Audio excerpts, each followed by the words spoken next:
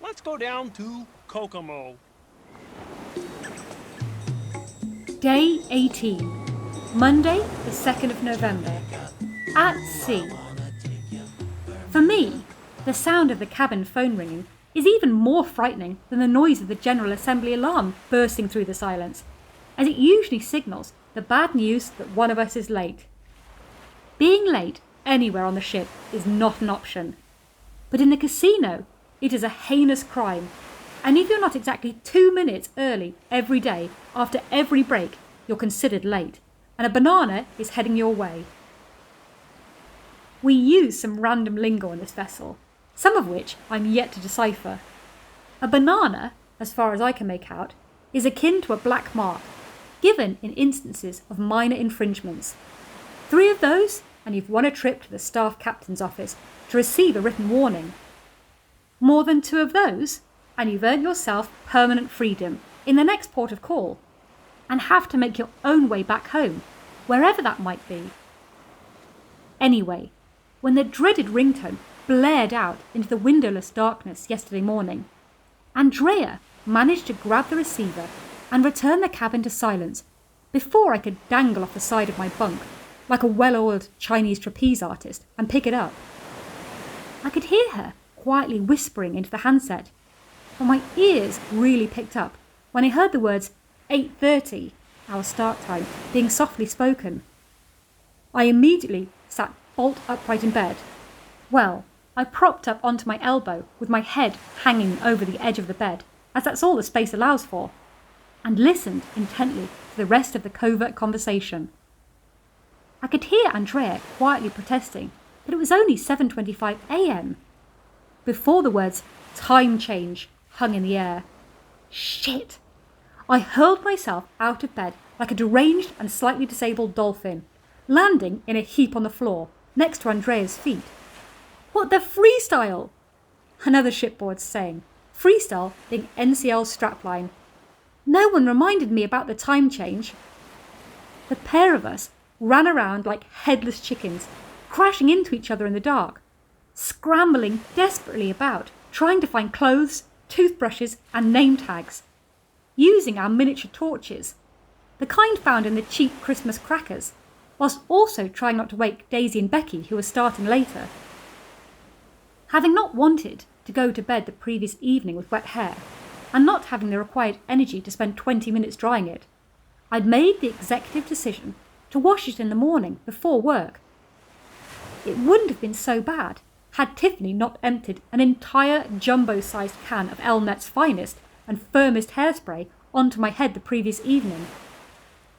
My crispy coif was not for brushing, as I tried to simultaneously clean my teeth and fix my weave.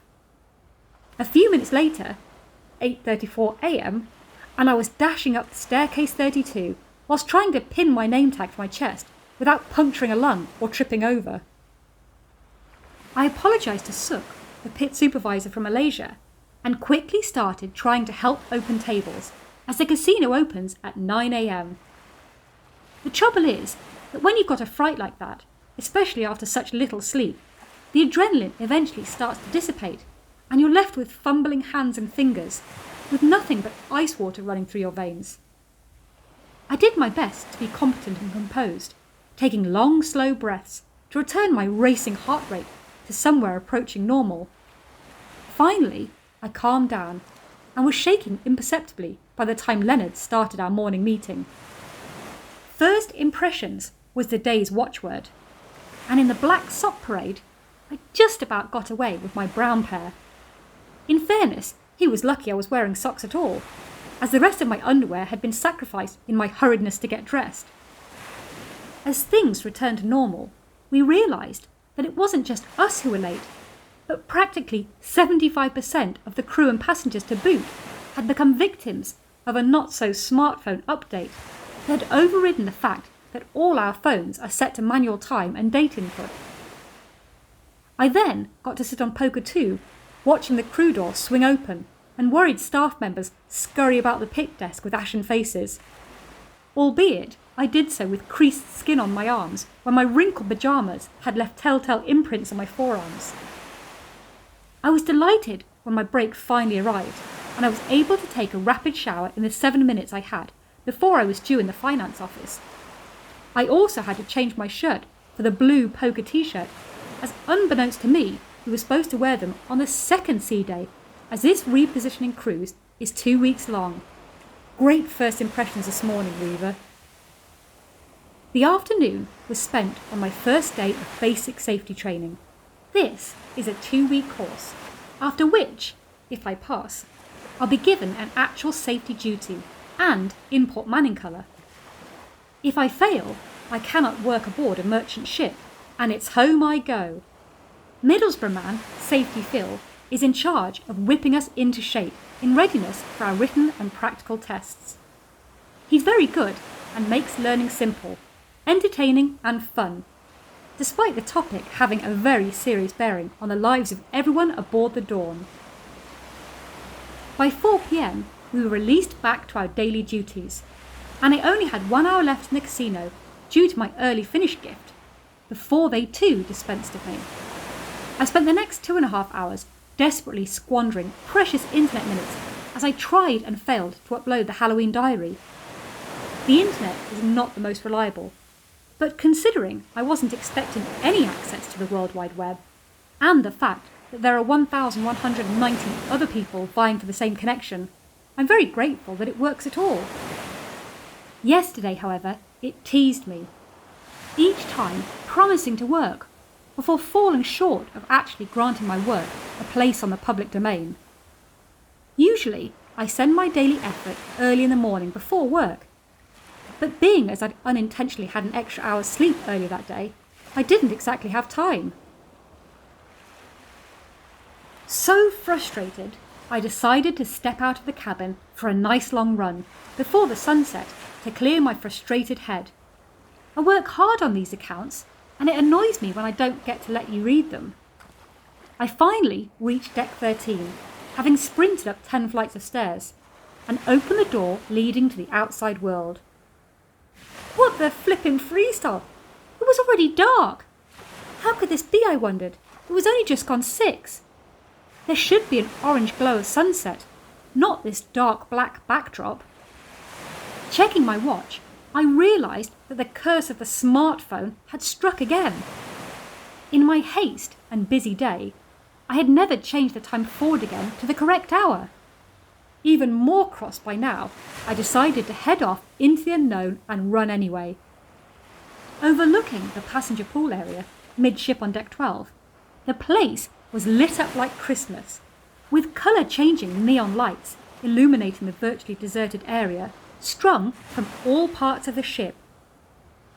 The jogging track makes a sharp left as you reach the port side and heads directly aft, alongside the very edge of the vessel. There are soothing pale blue streetlights interspersed at intervals, just close enough to be able to find your way around the course. There wasn't a soul around, and I suddenly became aware of our remoteness, some 600 miles from the nearest land, with hardly a sound to be heard, and nothing, and I mean absolutely nothing, to be seen. The night vista was so dark that you couldn't see where the ocean finished and the sky started. It was like eerily staring into an abyss, and I suddenly became very frightened at the inky void surrounding me on 3 sides. I ran as far away from the skinny railings as the narrow track allowed, as that was all that was stopping me from falling overboard and being forever lost in the vast emptiness. I felt a chill as I pondered the loneliness of foundering in the water whilst the ship disappeared into the night without me. I've made so many good friends in my short time here and would miss them all terribly. The fear pushed me to run faster than usual, which admittedly isn't very quick, and I was thankful when I'd finally finished. I walked past Cagney's, the brightly lit steak restaurant, on my way back inside, and was envious of the guests merrily enjoying their delicious supper. As everyone else in the casino was still working, I took a shower and then lay on my bunk, chatting to the others as they came in one by one to take a break. By midnight, I was hungry, so set off down the main crew corridor in my pyjamas on a jelly hunting mission. There was none on show, so I settled for some kind of meat chunks with the ubiquitous white boiled rice. Returning to the cabin, I decided that I really ought to locate the crew bar and join some of my fellow workers for a drink. I put on some actual clothes and set off to find the land of merriment. Upon entering the low-ceilinged room, I struggled to make out my casino colleagues in the gloomy dark, but I could feel nearly every pair of eyes checking out the new girl. Finally, I found them in the thick smog of the smoking room and joined them with my glass of water. I hate to say that I've ever succumbed to peer pressure, but these guys were so insistent that I actually had a real drink that I finally caved and had a Smirnoff Ice. Their reaction was priceless. They all whooped and cheered like someone had won the Paradise Lotto. You can tell we've been at sea for days if that was the highlight of your evening. To go with my run of firsts, maiden trip to the crew bar, first and most likely only alcoholic drink, I also made breakfast for the first time this morning. I'm not a fan of eating before lunch, but I was up so early, as I was still paranoid about phantom time changes, so trotted off to the crew mess to sample the wares. Unfortunately, there was still no jelly to be found, but some poached eggs, potatoes and bacon should see me through until lunchtime. And that's all for day 18. Thanks for listening. Be sure to tune in for day 19's antics tomorrow. Same time, same place. Well, not literally, because this ship never stops. Be sure to subscribe so you never miss a day. And if you're enjoying it, like and share it too. Thank you!